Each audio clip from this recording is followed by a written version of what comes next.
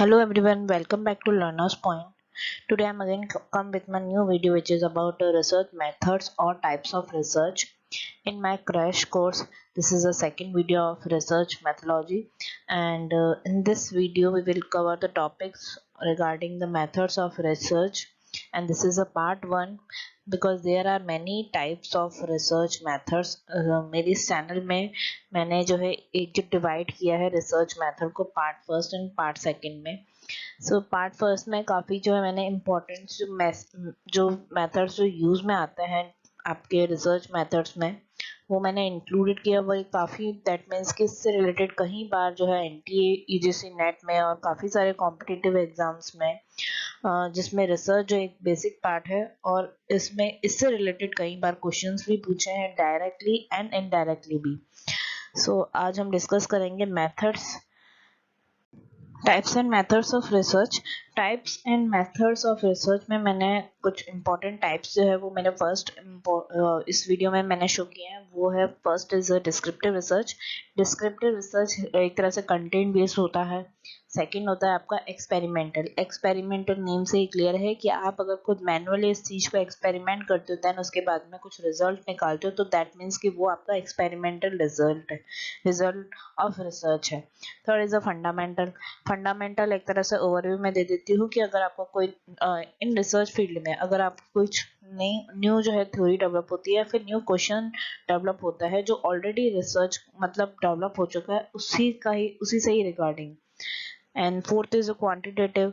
आपके जो numerical data जो यूज में आता है क्वांटिटेटिव रिसर्च में वो आपके इसमें पार्ट है आपकी क्वांटिटेटिव रिसर्च का। दैट मीन्स कि अभी कोई भी सिचुएशन है, ठीक है, कई बार ऐसा होता है कि आपके डेकेड वाइज पॉपुलेशन काउंट होती है तो वो एक तरह से क्वांटिटेटिव रिसर्च का पार्ट है।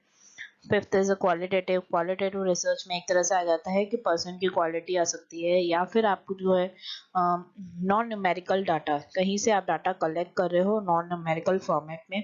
अब वो डाटा किसी के भी थ्रू कलेक्ट कर सकते हो। लाइक अगर आपने किसी चीज़ का सर्वे किया क्वेश्चन इंटरव्यू के थ्रू, वो हो जाता है आपकी क्वालिटेटिव रिसर्च कि आपने उस फील्ड में जाके उसकी क्वालिटेटिव रिसर्च जो है वो की है। सो ये है types of method, types and methods of research. सबसे पहला जो है रिसर्च वो है आपका descriptive research. Descriptive that means कि नेम से ही क्लियर है कि अगर वो कंटेंट फॉर्म में है या फिर किसी डिस्क्राइब फॉर्मेट में है दैट मीन्स कि वो डिस्क्रिप्टिव रिसर्च है। But how do we know about the descriptive research? अगर क्वेश्चन आ गया कि इसमें से कौन सा रिसर्च जो है डिस्क्रिप्टिव रिसर्च है, सो एक डेफिनेशन से डिस्क्राइब होता है कि भाई डिस्क्रिप्टिव रिसर्च के अंदर क्या क्या इंक्लूड किया जाता है। सो इसमें जो है descriptive research is type of research that describe a situation और फिनोमेना। दैट मीन्स कि ये इसका मेन पार्ट है अगर वो किसी मेन सिचुएशन को डिस्क्राइब कर रहा है। अगर उन्होंने कोई ऐसी सिचुएशन क्रिएट कर ली और उन्होंने एक तरह से मान के चले कि वो स्टोरी फॉर्मेट में बता रहा है, दैट मीन्स कि हो सकता है उसमें डिस्क्रिप्टिव रिसर्च का पार्ट हो that is being studied. It focus on answering the how what when and where questions. ये वाला जो है मेन पार्ट है डिस्क्रिप्टिव रिसर्च का। तभी अपन को क्लियर हो जाएगा कि ये जो है रिसर्च का टाइप है डिस्क्रिप्टिव रिसर्च। उसमें आपके क्वेश्चंस में अगर how what when and where से रिगार्डिंग अगर कुछ पूछते हैं दैट मीन्स कि एक तरह से मान के चलो कि वो डिस्क्रिप्टिव रिसर्च का पार्ट है। और अगर कहीं बार ऐसा होता है कि इसके बावजूद भी अपन को पता नहीं चलता है कि इसमें कौन सा रिसर्च है, तो उसमें एक तरह से लॉजिक लिखना है कि भाई डिस्क्रिप्टिव रिसर्च जो है एक तरह से डिस्क्राइब फॉर्मेट में होना चाहिए, किसी भी चीज़ को किसी भी सिचुएशन को डिस्क्राइब करना चाहिए। उससे भी पता लगा सकते हैं कि अपन ये एक तरह से डिस्क्राइब है ये चीज़। Descriptive research is neither the category of qualitative research nor in the class of quantitative research. That means कि ये ना तो quantitative से related है ना qualitative। कई बार क्वेश्चन में आपका न्यूमेरिकल फॉर्म में भी आ सकता है रिसर्च के मेथड्स, बट एक चीज़ ध्यान रखना है कि आपको हर वे से जो है क्वेश्चंस को सॉल्व करना है। क्या ये आंसर हो सकता है, क्या वो आंसर हो सकता है, दैट मीन्स कि आपको क्रॉस जो है चेक करना है। वैसे मैं इस मेथड के रिगार्डिंग जो है इसके काफ़ी सारे एमसीक्यूज जो है वो भी मेरे इस चैनल में लेके आऊँगी, ताकि जो है कॉन्सेप्ट आपका पूरा क्लियर हो जाए कि एक तरह से आपने मेथड्स तो पढ़े एक डिस्क्रिप्टिव फॉर्मेट में, बट उसको क्वेश्चंस को आपने सॉल्व किस तरह से किया है। सो इससे जो है आपका पता चल जाएगा कि किस तरह से जो है क्वेश्चन पूछे जाते हैं। और एनटी में मैक्सिमम हाईएस्ट लेवल के रिसर्च में क्वेश्चन जो आते हैं वो रिसर्च मैथोलॉजी के रिगार्डिंग आते हैं। नेक्स्ट इज आपका है एक्सपेरिमेंटल रिसर्च। एक्सपेरिमेंटल मीन से क्लियर है कि दैट मीन्स कि किसी चीज को लेके एक्सपेरिमेंट कर रहे हो कि अगर वो चीज हो रही है तो कैसे हो रही है, उससे रिगार्डिंग अगर रिसर्च होता है। वैसे रिसर्च अगर कोई इंडिविजुअल पर्सन कर रहा है और एक साइंटिफिक वे में कर रहा है रिसर्च, दैट मीन्स कि वो एक्सपेरिमेंटल रिसर्च है एक साइंटिफिक अप्रोच से। बट अगर किसी अदर अप्रोच में देखें तो उसमें भी एक चीज इन्वॉल्व होती है कि अगर कोई इंडिविजुअल पर्सन मैनुअली खुद जाके कोई डाटा कलेक्ट कर रहा है, उसमें जो है खुद परफॉर्म कर रहा है और उस डाटा को एनालाइज कर रहा है, देन उसका रिजल्ट निकाल रहा है, तो ये भी एक एक्सपेरिमेंटल रिसर्च का ही पार्ट हो गया। सो इसमें मैंने एग्जाम्पल एक क्रिएट किया है यहाँ पे। Example of experiment is when you use test tube and chemical in a lab to complete a project and try to better understand chemical reaction। ये तो हो जाता है आप कहीं जो है सिचुएशन को अगर सॉल्व करना है तो आप क्या करोगे, पहले उस सिचुएशन को ट्राई करोगे कि वो किस तरह से जो है सॉल्व होती है, उसके बाद में जो है उसको जो है अप्लाई करोगे कहीं और। तो एक तरह से क्या हो गया कि आपने सिचुएशन को पहले खुद सॉल्व किया है, प्रॉब्लम जो है खुद सॉल्व की है, उसके बाद में वो चीज़ अप्लाई की है। एक तरह से इसको इस रिसर्च को प्रॉब्लम सॉल्विंग रिसर्च भी बोल सकता है, क्योंकि खुद ही डाटा कलेक्ट कर रहे हैं, उसको एनालाइज कर रहे हैं, देन रिजल्ट जो है वो शो कर रहे हैं।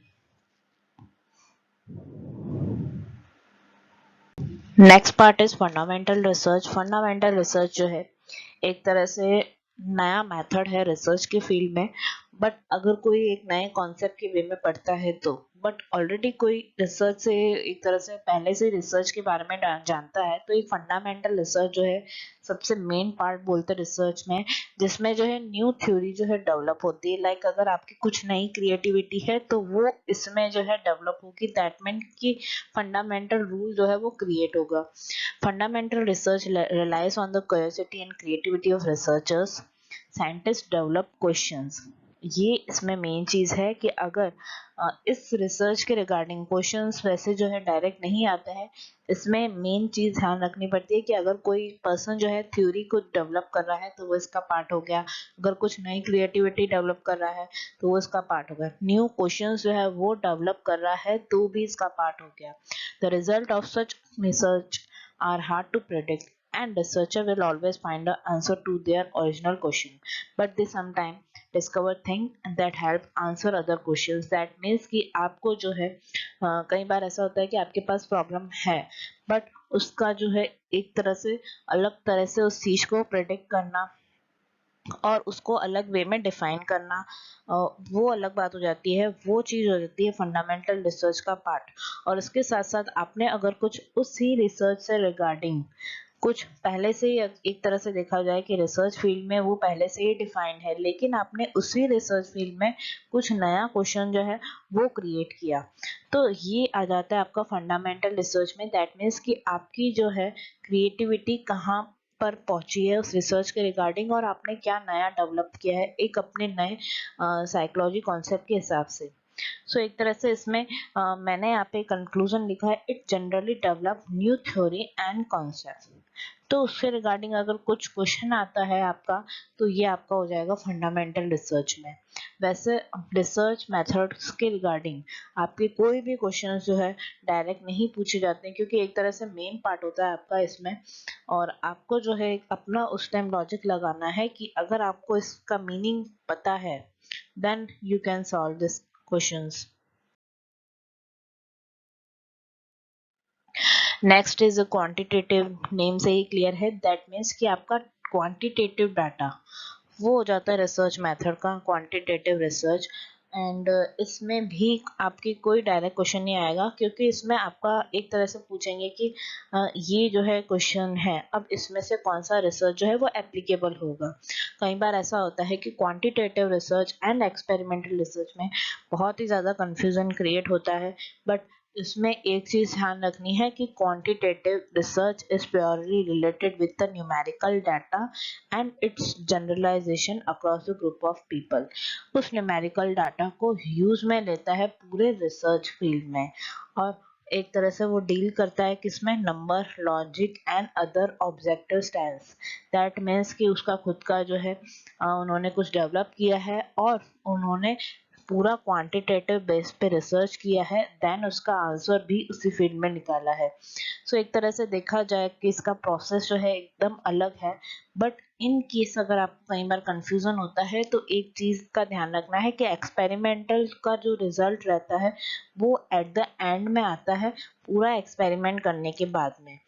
एंड क्वांटिटेटिव रिजल्ट जो रहता है एक तरह से स्टार्टिंग से ही उसमें न्यूमेरिकल डाटा जो है वो इंक्लूडेड होता है, और उसमें जो है काफ़ी स्टैंडर्डाइज टेक्निक जो है वो यूज़ में रहती है, जैसे आजकल जो डाटा आता है एनालाइज करने के थ्रू। तो ये एक तरह से क्वांटिटेटिव रिसर्च ही है, जो भी आपकी अभी सिचुएशन के अकॉर्डिंग डाटा क्रिएट होता है वो आपका क्वांटिटेटिव रिसर्च का पार्ट होता है। बट उसमें एक्सपेरिमेंटल भी इंक्लूड होता है, बट वो अदर वे में है। तो एक तरह से देखा जाए मेथड कौन सा यूज में आ रहा है, वो है क्वांटिटेटिव एनालाइज करने के बाद में। लास्ट है आपका क्वालिटेटिव। क्वालिटेटिव रिसर्च जो है वो एक तरह से डिस्क्रिप्टिव रिसर्च के जैसा है, बट उससे थोड़ा सा अलग है कि रिसर्च में आपने जो किसी भी फील्ड में रिसर्च किया है तो उसका जो है आपने कलेक्टिंग करने के बाद में उसकी क्या रिजल्ट आया, उसकी क्या क्वालिटी के रूप में उसका रिजल्ट आया है। दैट मीन्स कि it is a process of collecting, analysing and interpreting non numerical data. एक तरह से क्वांटिटेटिव का अपोजिट पार्ट हो गया, बट इसका जो रिजल्ट आया है वो आया आपकी क्वालिटी, किसी पर्सन को किसी रिसर्च के रिगार्डिंग उसकी क्वालिटी। अब क्वालिटी कुछ भी हो सकती है, कई बार इसकी क्वालिटी रिलेटेड होती है इंडिविजुअल पर्सन की, उसके साथ साथ सोशल एनवायरनमेंट से रिलेटेड भी होती है। Qualitative data is defined as a non numerical such as text, video, photograph, audio recording. और ये जो है इसके कुछ अलग एग्जाम्पल्स हैं, वो है collecting data through interviews, analyse, questionnaire. That means कि क्वालिटेटिव रिसर्च अगर पूछेंगे तो आपको इनडायरेक्ट फॉर्म में पूछेंगे। क्वालिटेटिव रिसर्च वो हो जाता है कि लाइक उसमें पर्सन की क्वालिटी एक तरह से। तो अगर इंटरव्यू मैं इंक्लूड कर रही हूँ तो किसी पर्सन का अगर मैं इंटरव्यू लेने जाऊंगी तो ऑब्वियसली उसकी कई बार क्वालिटीज जो है वो नोट करूंगी, उसका डेली रूटीन नोट करूंगी, उसकी जो भी हैबिट्स है वो नोट करूंगी, तो वो क्या हो जाएगी उसकी क्वालिटी। उसके बाद में उस चीज को मैं एनालाइज करूंगी, और इसमें एक और चीज भी आ जाएगी, क्वेश्चन एयर। इंटरव्यू कहाँ से स्टार्ट होगा, आप जब उससे कुछ क्वेश्चन करोगे तब। तो एक तरह से वो उसका पार्ट हो गया क्वालिटेटिव रिसर्च का। सो इससे जो है डिफाइन कर सकता है क्वालिटेटिव रिसर्च। सो ये है कुछ parts of research and methodology. If you like this video, then don't forget to share, like and subscribe my channel. Thank you for watching this video.